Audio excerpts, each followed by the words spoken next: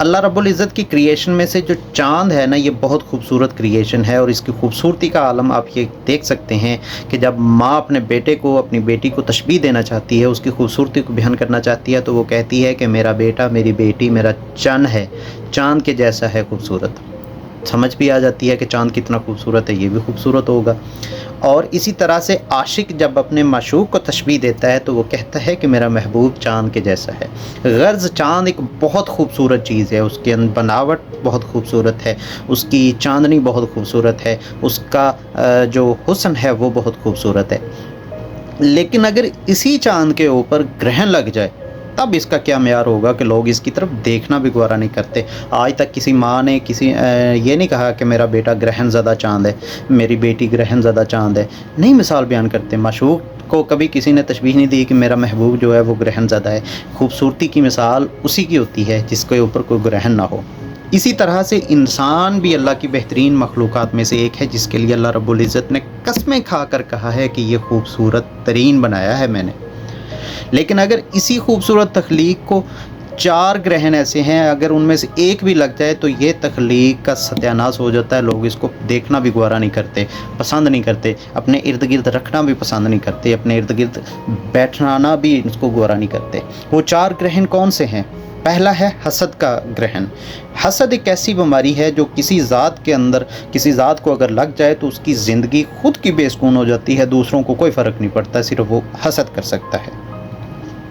اگر حسد کا جو گرہن ہے آپ کی ذات کو، کسی کی ذات کو لگ گیا تو وہ گرہن آپ کی پرسنالٹی کو، آپ کی ذات کو بہت زیادہ گہنا دے گا، اور لوگ آپ کو دیکھنا بھی گوارا نہیں کریں گے، لوگ آپ کے پاس بیٹھنا بھی گوارا نہیں کریں گے، اور لوگ آپ سے دور جانا شروع ہو جائیں گے۔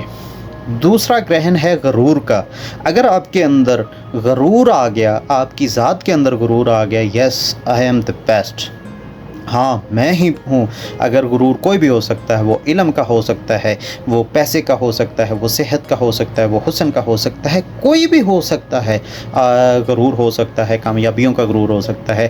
اگر آپ کے اندر یہ غرور آ گیا کہ یہ میرا ہے، مجھے ملا ہے، میں سب سے پرائر ہوں، یہ آپ کی ذات کو، آپ کی جو خوبصورت پرسنالٹی ہے، آپ کی جو بہت حسین پرسنالٹی ہے، اس کو گرہن لگا دے گا، اور آپ کی ذات کے ارد گرد لوگ آنا بھی گوارا نہیں کریں گے۔